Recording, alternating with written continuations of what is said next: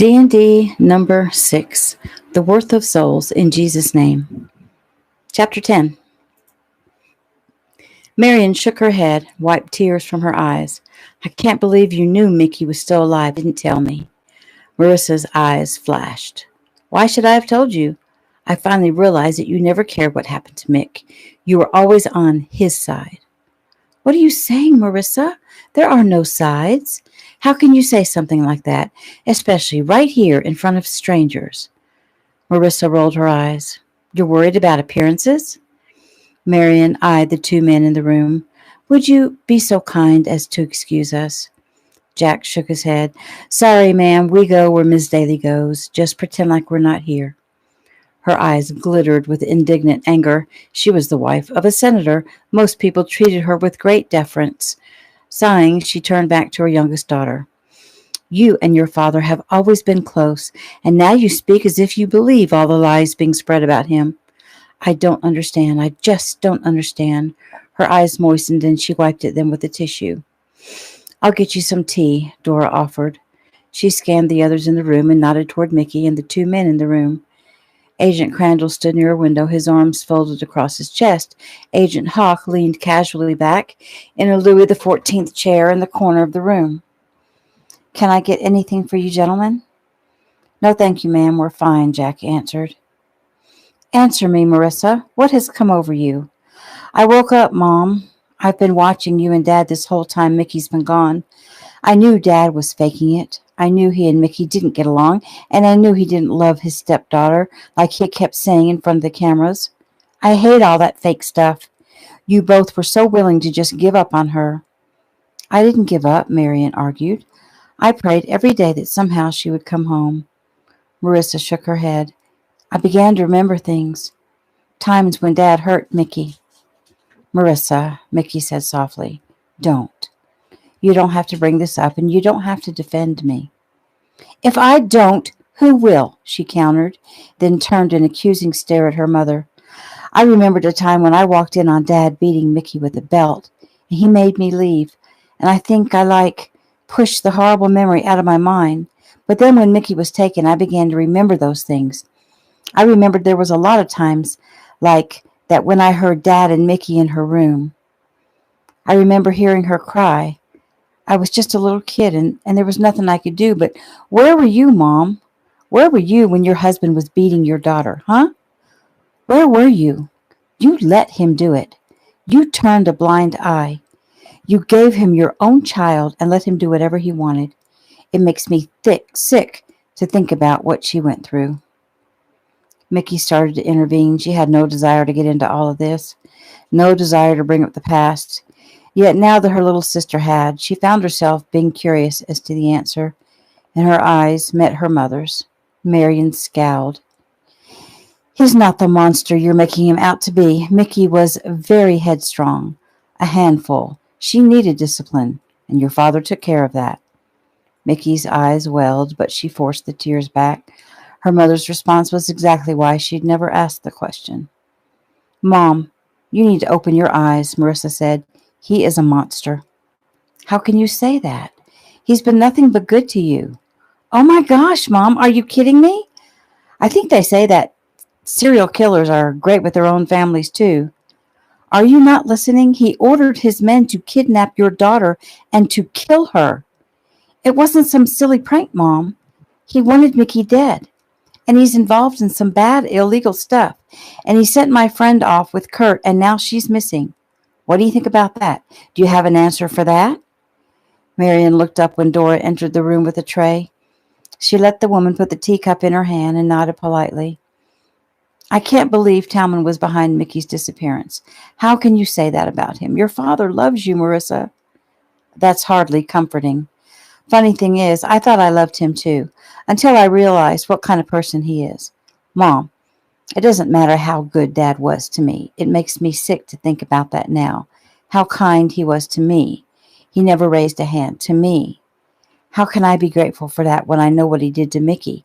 And even worse, Mother, I can't stand to even look at you, knowing that you let him. Mickey drew a deep breath. It's enough, Rissa. I don't care about that. Bottom line, his dealings have caught up to him, and I can only be grateful that his plan didn't go as expected. I escaped, and I'm alive. Right now, I just wish I knew if Jeffy is okay. Me too, Marissa said. Agent Crandall's phone sounded. The room remained quiet as everyone tried to eavesdrop on his conversation. When he ended the call, he eyed the women. Senator Daley has been arrested. The judge has no intentions of convening, especially for him, and since this is Saturday, the senator's attorneys won't be able to arrange his release until Monday. Marion rose. Oh dear, Dora, what shall we do? He's going to be in a very bad mood when he gets home. Dora's eyes shifted to Mickey and Marissa, a look of apology and regret evident in their depths. Marissa jumped to her feet. You just don't get it, do you? Who cares what kind of mood he's in? Who the crap cares? She ran up the stairs. Mickey, Jack said, there's more. They found Kurt Wells up in the mountains. Jeffy Keno wasn't with him. They're still searching. They believe she's with a kid named Cameron Wallace. Oh, that's Marissa's friend. That's great. That means she's probably okay, and she probably got away. That's what they seem to think. She nodded. Will you be staying the night here? Dora asked. No, I want to go home to my own place. I've always hated this house. Dora nodded. I'm going with you, Marissa said as she came back down the steps carrying an overnight bag. Mickey looked toward her mother, who seemed completely unaware of Marissa's statement. She looked back at her little sister and nodded. That's fine with me. Let's go. New scene. It was the sound of choppers that woke them. Camera sat up, trying to peer through the trees. They hadn't been right overhead. Still, he definitely heard them. Unfortunately, the sound faded away. It doesn't matter. My father will find us in the morning, Jeffy said. You sound very sure of that. I am. She stretched and rolled onto her back. I can't believe how dark it is out here, Jeffy whispered. If you peek right up there between those two big pines, you can see the sky. The stars, they're so beautiful. Makes you feel very much alone, doesn't it? Cameron said. Oh, no, not with you next to me. Makes me feel peaceful, except for the occasional sound of some animal rustling through the bushes. She turned toward him. I can just make out your eyes. I can see yours clearly. Jeffy, last night, did I tell you how pretty I think you are? No, you didn't. I mean, you did say you thought my hair is pretty. Why? Do you think I'm pretty? Heck yes. Jeffy giggled, yawned, and stretched. How long do you think we slept? I don't know, a few hours at least. His hand cupped her face. Earlier, lying here next to you, talking about our lives, sharing things with you, sharing things with you that I've never shared with another living soul, not even Marissa. It was nice, you know. And you don't hate me now that you know about the college thing? Nah. How could I hate a beautiful girl with brains? Cam, you mean a lot to me. You mean you don't just need me for your sex experiment? He joked. Well, you're much more than that to me. When you were kissing me last night, I felt a real connection. I felt so much a part of you. Yeah, I felt that too. It's never been like that. Really? How many girls have you been with? You're number 3. Oh. Well, you're not mad about that, are you? I mean, you asked me if I was a virgin, and I told you no. No, I guess I'm not mad. A female has a tendency to become emotionally attached to her mate much easier than the male. I suppose I'm feeling a little territorial. He chuckled. What? The way you talk. Oh, I'll try to keep that in check. No, I don't want you to be anything but yourself with me. She sighed. Cam? I probably won't be able to see you for a very long time. I'll probably be on restriction for, I'd say 20 years or so. Man. So tonight it's like goodbye? Yeah. And I want you to kiss me again. He turned to her. I can do that. She waited for him to kiss her. When he didn't, she asked, What's wrong? I was just thinking, what if it leads to something, something more? Well, then, I guess I'll have my experiment, huh? Yeah, but I don't have any condoms with me. I don't care. I'll take my chances. Jeffy. That makes you sound so innocent. You'll care when you have to tell your parents that you're pregnant. Oh, I'm very close to the end of my cycle. It's highly improbable that I could become pregnant now, given that there are 28 days in the cycle and the egg remains alive for only a 24-hour period of time. I'd calculate my chances of conceiving at 0.5%. He sighed heavily. Jeffy felt her body tremble just like it did last night, and she suddenly realized something. Jesus was speaking to her. He was warning her, telling her it was not the right time. He tried to tell her last night, but she wasn't listening. It was Cameron who heard him and obeyed. She just remembered that whenever she was about to do something, make a bad choice, or do something wrong, her body would tremble. Sometimes even her teeth would chatter. It was a divine warning.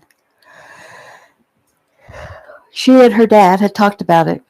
People are always asking God to lead them and guide them, and then they don't listen. If they continue to ignore God's warnings, then He'll eventually stop talking to them. Her dad had realized what was going on when she had this feeling. He'd said God was giving her a tap on the shoulder, or even a little shake. She hadn't been listening to God last night, but she would listen now. Cam, I think you're right. I don't think we should have sex, but I do want you to kiss me goodbye. When he remained silent, she reached for his hand and brought it to her mouth and kissed it. Please, Cam, give me one more wonderful memory to take with me. Oh, man, Jeffy, he murmured, how can I resist you? She smiled. I hope you can't.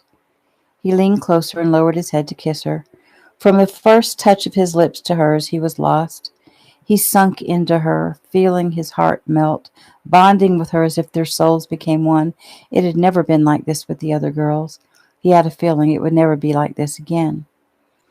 Jeffy, completely immersed in the kisses Cam was placing over her face, gasped as suddenly Cameron was gone. Cameron struggled for breath as he found himself in the air, his back braced against a tree and a muscular forearm across his throat. Give me one good reason why I shouldn't kill you right now, the man who held him growled. Cameron gripped madly at the arm that was cutting off his air supply. I... Daddy, put him down. He saved my life, Jeffy cried from where she sat on the ground, her mother's arms suddenly wrapped tightly around her. They were surrounded by men with flashlights who unmercifully had them trained on Cameron. You were having sex with my daughter, Eric said, loosening his hold just enough to let him breathe. I was only kissing her, sir. There was a murmuring from the spectators. You'd better pray she backs you up. The moment you put me down, sir. Eric dropped him and Cameron made good his promise. Jeffy, please. Dad, he was kissing me. I asked him to. Now leave Cam alone. He risked his life to save me. Well, you didn't have to pay him back like this. You insult my intelligence, Dad. Besides, this wasn't our first time making out. Another murmur from the spectators. A groan from Cameron. Jeffy looked around to see all three of her brothers, plus Jeff Davis, and another man she didn't know who held the leashes of two ugly dogs. Wow, I can't believe I didn't hear all of you coming. There was a snicker from one of her brothers. I'll just add that to the growing list of indiscretions, her father said, doing his best to sound stern. Jeffy wasn't worried about him. She knew, in truth, her father was a big pushover. Dad, this is Cameron Wallace. When Marissa told him I was being taken away, he followed the car. If he hadn't, I think I'd be dead right now. Did you find the man? His name is Kurt something. Yes, we found him. Why didn't you stay there? Jeffy was unconscious, sir, Cameron put in. I thought I could carry her out, but I got lost. And when she finally came out of it and I confessed to her that we were lost, she told me to just wait right here where we were and you would find us. So that's what we did. Obviously, you thought it would take us longer than it did. Yes, sir. He hung his head. Okay, that's enough, Shelley said. My daughter is alive and well, and I am so grateful to Cameron that I could adopt him as my own, and you men had better find your gratitude real fast. Eric nodded. You're right, as usual, my darling wife. Let's get out of here. I'm sure these kids are tired and hungry. He reached down and pulled his daughter to him and tilted her face up to get a good look at her, ran his thumbs over her cheeks, and then crushed her to his chest. New scene. They'd been lying in bed in the dark, speaking in hushed tones of the very different lives that they'd had under the same roof. Mickey realized she'd always thought of her baby sister as just that, a baby. Yet, she was discovering that she was a lovely, mature, intelligent young lady with a good, discerning head on her shoulders. What will happen? Marissa asked. You mean with your dad? Yes. Will he go to prison? Mickey sighed. I don't know. I'm not sure if his being a United States Senator will be good for his case or bad. I mean, it could be really bad, violating his oath of office. But it also means he has a lot of pull politically. I'm just not sure how it will play out. I won't live with him, Marissa said firmly. Mickey remained silent, thinking of her mother. Talman Daly had her completely submissive. It wouldn't surprise Mickey if her mother remained married to the man. And if her stepfather somehow managed to stay out of prison, would Marissa be forced to live with him? Surely the courts wouldn't force Marissa to live under the same roof with him. Don't you want me to stay with you? Marissa asked. Of course I do. I was just wondering what the laws are. Don't you worry, though. I'll hire an attorney. I can try to work out me getting custody of you until you're 18. Is that what you want? Yes. What about Mom? What about her? She didn't care about you. Why should I care about her? Oh, don't be so harsh, sweetie. Talman is extremely manipulative. He's always known just what buttons to push to handle Mom. In a way, she was just as abused as I was. She was weak, and she allowed herself to be ruled by him. For what? Why didn't she leave him? I know why. She didn't want to leave the fancy house, and the fancy cars, and the clothes, and the parties, and all that wonderful publicity. Mickey blew out a slow breath. Forgive Marissa. Hating her will only hurt you. Please, if not for your own sake, then for mine. I'll try. But only for you, she said, startling when her phone went off. Jumping from the bed, she dashed across the room to grab her phone. Yes? Cam? Well? Is Jeffy okay? Yeah, she's fine. Thank God you told me what was going on. I think he was going to kill her, Marissa. I tackled him and tied him to a tree. I would have been back to you a long time ago, but I got lost, and I left my phone in my car. And then Jeffy's parents found us, and anyway, everyone is okay. I'm in my car now, and we're all headed back. I'll tell you all about it later. They've contacted my parents who have to meet us downtown and take me home, and then I have to go back in sometime tomorrow to meet with the FBI guys again. They said they're going to talk to you too. Okay, I'm just so glad Jeffy is okay. It's weird. I only was with her a few hours, and I already just love her. Yeah, me too. I mean, I really like her. What do you mean? You mean you like her? Like her? Yeah, like that. Marissa grinned. That is totally cool. Well, I don't think her parents feel that way, but since they live so far away, I doubt it will matter. We'll probably never see each other again. Sure you will. And besides, there's always the internet. Yeah, the internet. Great, Cameron muttered. Look, I gotta go. We'll talk tomorrow. You can bet on that. Bye, Cam, and thanks. You're the best. She hung up and whirled a huge smile on her face. I heard, Mickey said, also smiling. Thank goodness. New scene. Jeffy lay sound asleep in the other bed in Eric's and Shelley's hotel room. Eric glanced over at her to make sure she was asleep. But did you hear what she called me? Eric whispered. She called me Dad. Not Daddy, like she always has. She called me Dad. Sweetheart, your little girl is growing up. Shelley cuddled closer to her husband, breathing in his essence, his power, his very male scent. Trying to lose your virginity doesn't necessarily make you grown up, he complained. Well, not to us it doesn't, but to her. It's like she was trying to cross a rite of passage. And from what she told me while you were in the shower, Cameron was honorable and gentle and took good care of her. Eric shuddered. Shelley, please don't say stuff like that when you're talking about our daughter. Shelley laughed softly. Well, it's true. He saved her life, and he was gentle with her, and that's two things we can be thankful to him for. If you think I'm going to slap him on the back for trying to take my daughter's innocence, you can forget it. Shelley giggled. First, he didn't try. Jeffy asked him to do it. It was Cam who decided she wasn't ready. Eric, it's going to happen sometime.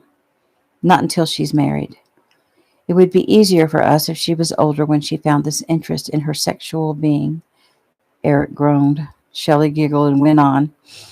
But in Jeffy's special circumstance, attending college at the age of 13, it was bound to grab her interest earlier. I suppose I realize that, but she knows better. Well, she's probably having a great inner battle. Her mind versus her body? No, Eric. Her intellectual mind craving knowledge versus her spiritual mind knowing the difference between right and wrong. And you, the big psychologist, would know that if you would step back a minute and be objective about your daughter's growing up. He rolled onto his back and Shelley followed, spoke in his ear. This could have been a lot worse. Don't forget, a few weeks ago in that motel, instead this time she was with a boy close to her own age who genuinely likes her, respects her, and was caring and gentle with her. Even if they'd gone through with it, I don't think you could ask for much more. What about sin? She was going to willfully do something she knew she shouldn't do. Well, that should tell you what a struggle it's been for her. And remember, she didn't do it. Eric sighed. It's not just me, you know. Her brothers were ready to take the kid out somewhere and tear him apart. Or her brothers take their lead from you. Don't sell them short. They're not puppets. No, of course not. But they do have a protective instinct that matches yours. Please help them to understand why they should be thanking Cameron, not beating him to a pulp. Besides, you have to hand it to him. He didn't cower, and he tried to maintain a modicum of manly pride. I'm sure he was mortified, yet he held it together. Eric laughed softly. That's true. Poor kid. He sighed. Bottom line, we wouldn't have Jeffy if not for him. He'll have my undying gratitude for that, and I'll accept the other. That's my great big adorable man, Shelley murmured, glancing over at the other bed with her sleeping daughter. Too bad we're not alone. All this talk about losing one's virginity is getting to me. Well, I'm a ninjutsu master, Eric said. I can be very quiet. The question is, can you? She smiled. I accept the challenge. She barely got the words out of her mouth before Eric's mouth covered it. In the other bed, Jeffy snuggled down into her pillow and smiled. New scene. Hi. Mickey had been intently scrubbing the carpet, but looked up at the softly spoken word, and now that Jeffy was back safe, she'd been expecting to hear from him, but hadn't expected the sudden punch in the gut. That's exactly what she got. However, when she gazed up at the man, making her plan of breaking things off a little more difficult.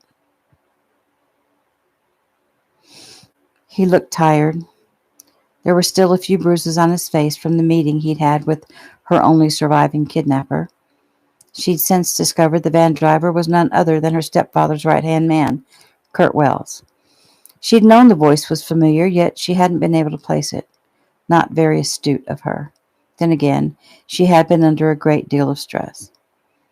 Hi, she answered, dumping the scrub brush into the bucket. She nodded toward the floor. I got up most of that nasty fingerprint stuff the crime scene people left. But there were some places on the carpet that needed some extra attention. It's what I get for choosing such a light color. Jeff's brow furrowed at the ridiculous chit-chat. Wiping her hands on her jeans, she started to rise, and Jeff moved forward to help her up. I got it, she said shortly. He pulled his hand back slowly, wincing at the first nick aimed at his heart. So, you're still angry. It wasn't a question, nor was it stated like one. She shook her head. No, I'm not angry. Her eyes darted toward the living room. Where's Jack and Nate? I dismissed them for now. Oh, you have the authority to do that? Another well-placed shot. He leaned back, bracing himself against the wall. As a matter of fact, I do. I'm the senior agent. What's going on, Mick? She shrugged, wishing he wouldn't use that term of endearment. I'm not sure. Maybe we'd better sit down and talk. He watched her walk past him, careful not to brush against him. This isn't what he'd pictured in his mind yesterday or last night. He'd pictured showing up and them throwing their arms around each other, and after a long, slow, satisfying kiss, they would begin apologizing for getting so angry over nothing. They would promise each other it would never happen again. He certainly hadn't pictured the woman he'd fallen in love with being aloof or cold or acting like a stranger. Following her into her living room, he quickly took in his surroundings. He seated himself on the off-white contemporary sofa, and rather than joining him, Mickey sat in a nearby chair that was upholstered in light pink and purple flowers. Lilies, he guessed, as he looked around, thinking how completely different her home was from the one she'd grown up in, the one he'd just come from. This one was very casual and utterly feminine. Her parents' home was formal, stuffy, and cold.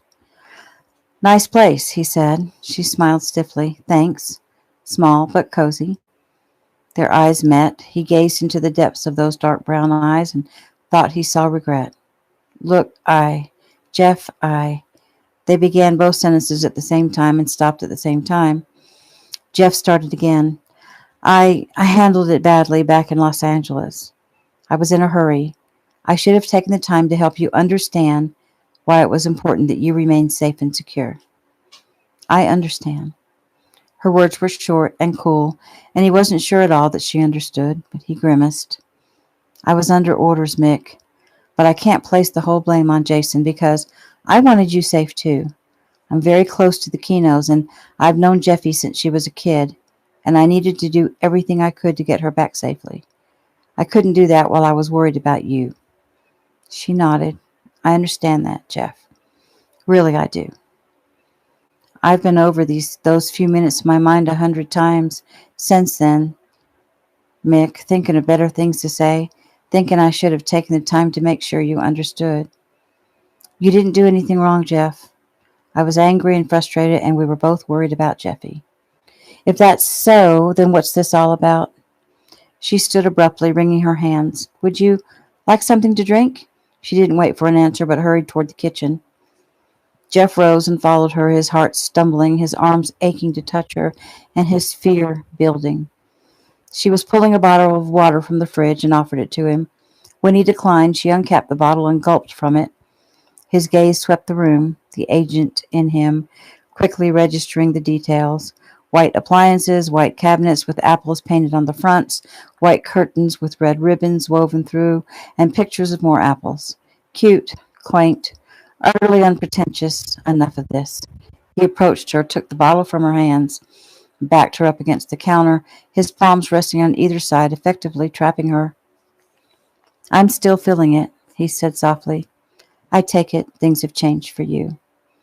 She looked down and stared at her own feet. The heat emanating from his body, being so close, seemed to engulf her and drew her, and she looked back up at his face. Her eyes lowered to his lips, and she licked her own. Tell me you don't feel that, he said, as if reading her mind. She swallowed, looked up, and ignored his statement. Being angry with you, Jeff, gave me the chance to step back for a second and to use my logical brain for a second. It gave me time to think.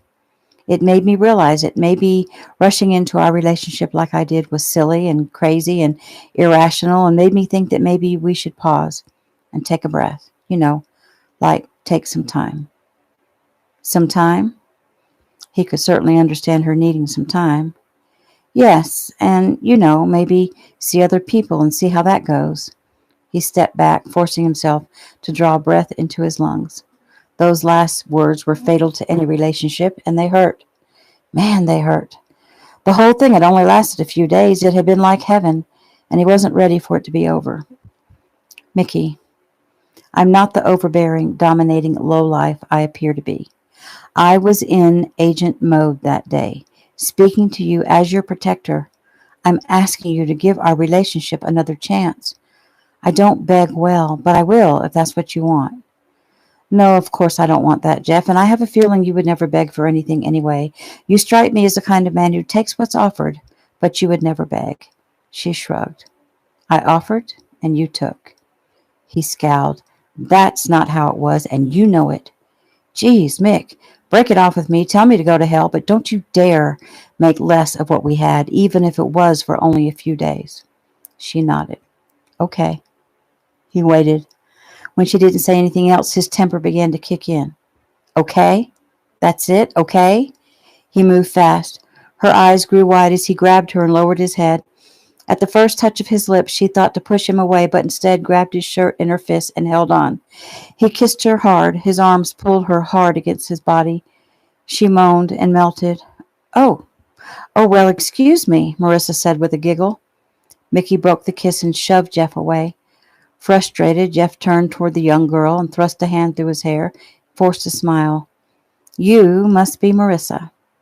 I am. Who are you? He glanced at Mickey before he answered. I'm Jeff Davis. Agent Davis, Mickey put in. Oh, yeah, you're the one. The one?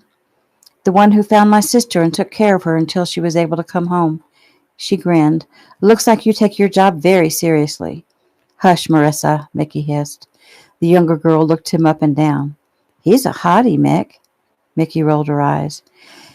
She didn't tell me she had something going with you, Marissa complained. We spent half the night talking and she never even mentioned you. Again, Jeff's eyes slanted toward Mickey. More pain. Well, don't let me interrupt, Marissa said. You just go back to whatever it is you were doing. Cute, Marissa. Actually, Jeff was just leaving. Jeff drew in a breath and pushed the hurt aside. Actually, I'm not leaving. At least not alone. What I am doing is getting ready to escort the two of you down to the FBI field office. They need official statements from both of you. Cool. Cam said they were going to want to talk to me today. I'll go get ready. Nice to meet you. Marissa turned and dashed up the steps, taking them two at a time. Mickey pushed some hair back from her face. I guess I need to go get cleaned up. He grabbed her wrist. Wait. I just need to hear that what you felt for me, if even for those few days, was real. You loved me. You weren't lying. You weren't just saying the words out of some sick sense of gratitude. That's what I'm trying to tell you, Jeff. I don't know. I'm not sure. Hell, he mumbled, his voice thick with emotion. Running a hand over his face, he turned away, got himself under control, and when he turned back, she had tears in her eyes, but he forced himself to ignore them. That kiss just now, are you telling me you didn't feel anything? Of course I did. I'm not saying there isn't an attraction. I'm a woman. You're a gorgeous hottie, as Marissa was so quick to point out. What woman wouldn't want to be kissed by you? For several moments he could only stare at her incredulously. Her words made him feel used and hurt more than he thought he could be. Well, damn me, he finally muttered as he stormed out of the kitchen. I'll be waiting in the car. The sound of the front door slamming reverberated through the house. New scene. While Mickey and Marissa were being interviewed, Ricky Keno, his brothers, Mark and Joey Adams, Ameritech agents Jeff Davis, Jack Crandall, and Nate Hawk, and several FBI agents and staff stood in a circle in the east lobby of the FBI field office. It seemed whenever Ricky Keno was around, people came out of the woodwork to get an opportunity to meet him and chat with him. The added bonus that two of them, Ricky and Joey, were Keno Challenge competitors, made the crowd a little larger than usual. Add in the fact that Jeff was the famous agent from the big bust of the child trafficking ring 5 years earlier and the rescuer of Mackenzie Daly. There was a lot of buzz and excitement with a lot of separate conversations going on. The group stood chatting and joking with each other. Jeff was obviously in a mood, and Ricky had taken notice. He made his way over to his friend. Jeff? Jeff blew out a breath. Rick? He responded shortly. Looking a little antsy there, my man. Jeff only nodded. You want to talk about it? Nope. Don't really want to talk right now, Rick. Jeff's words were spoken sharply and garnered the attention of the group at large. It seemed everyone quieted to hear the exchange. I get the idea that you're presently a bit unhappy. Oh, you get the idea, do you? Come on, tell me how you feel. It always helps to get something off your chest. Jeff glanced around at the audience and decided he just didn't care. What I'm feeling right now is I'd like to plant my fist in someone's face. A murmur from the crowd. Ricky smiled. Someone in particular, or will anyone do?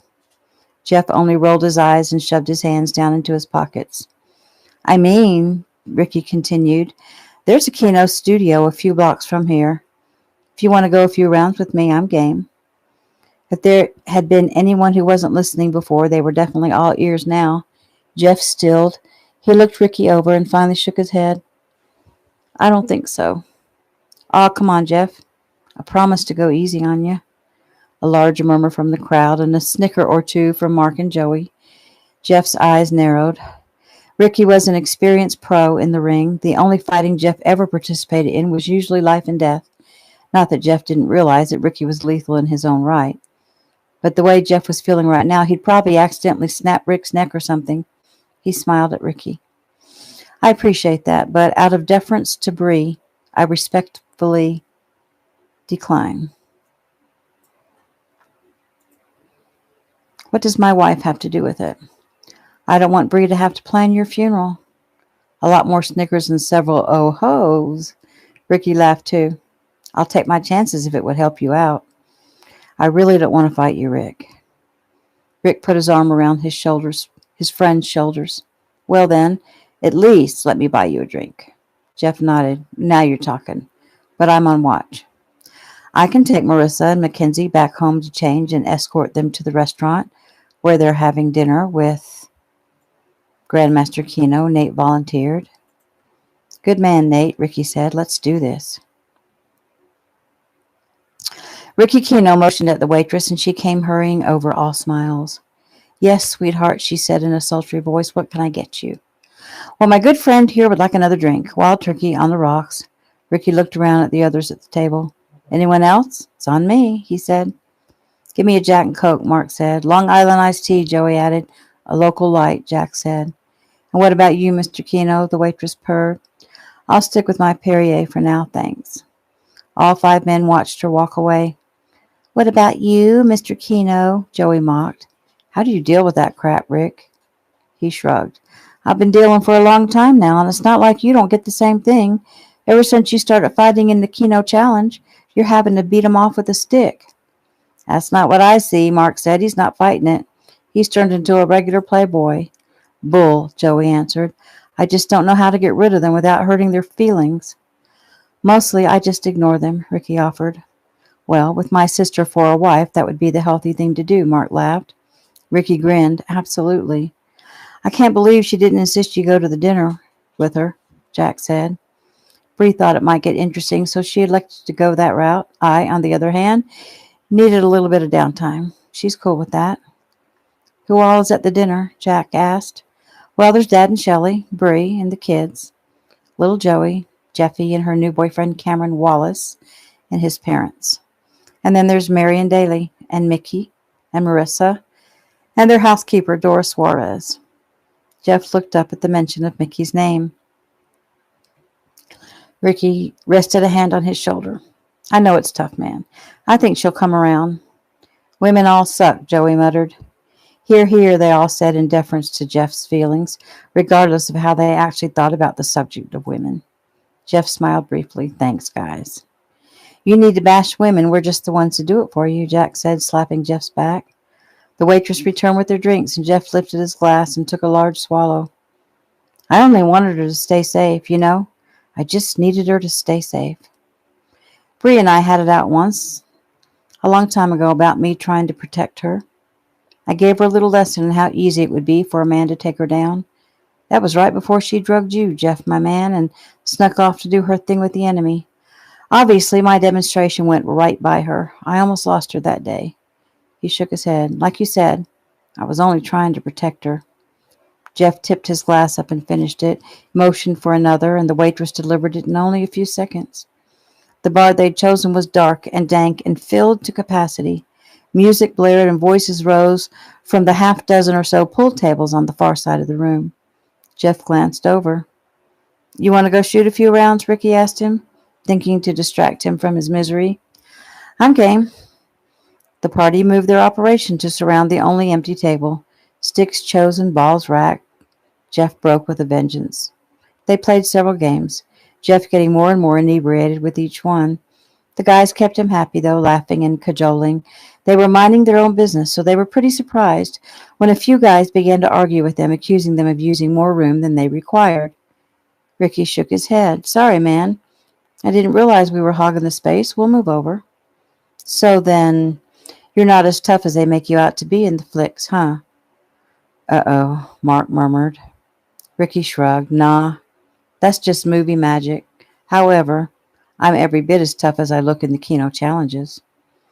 Usually no one had the nerve to pick a fight with Ricky, especially since the Keno challenge had shown just how lethal Ricky could be. Rick, Mark said, let it go, okay? Ricky grinned at his brother. I'm good, Mark. I got no problem, right, guys? He asked, directing his question to the three big guys shooting pool at the next table. Well, you might not have a problem, but I got one with you. You think just 'cause you're some big movie star you get special treatment? You come in here like some big shot, spending the big bucks and flirting with the waitresses? Flirting? No, man, you got that wrong. I'm a happily married man. Really. I don't want any trouble. The three men all smiled and stood toe to toe. Jack muttered a curse. Well, you found trouble, pretty boy. Ricky sighed. Look, perhaps you guys should rethink this. I don't want anyone to get hurt, and you guys are outnumbered, and we're all trained fighters here. Trained like that kung fu crap? Trained like special forces kill your ass crap, Jeff said loudly, slurring his speech badly. Shut up, Jeff, Joey ordered. Suddenly they had the interest of the other four pool tables. A few more men came to stand with the original three instigators. Was that a threat? One of them asked, 'cause it sounded like a threat. No, Mark said quickly. No, that was not a threat. Listen, guys, we have no problem here. We're just going to play our game and move on. A few more arrived, and a few more, and a few more, and suddenly, instead of three men standing toe to toe, there were about 20. Mark moved to take his turn. One of the guys knocked his stick just as he hit the ball. Ricky shook his head and held his hand up. Okay, really now, that was uncalled for. I guess I'd better warn you. I trained him. And one of the things I taught him was to avoid a fight at all costs, which is why he didn't just take your head and shove it up your butt. And now I have to say, the past 24 hours for me have been hell, and I'm right on the edge of just not caring anymore. He paused a moment. And by the way, Ricky added with a smile, that was a threat. And here we go, Joey muttered. Oh yeah, Jeff said, clapping his hands together. If we don't count Jeff, Ricky began, we'll each need to take 5. You can freaking count me, bro, Jeff snarled. I'm not too far gone. Okay then, 4 apiece. Anybody can't handle that? Ricky asked. The speech was made to hopefully make the other men think twice, but it didn't work. The bar erupted. And that is the end of chapter 10.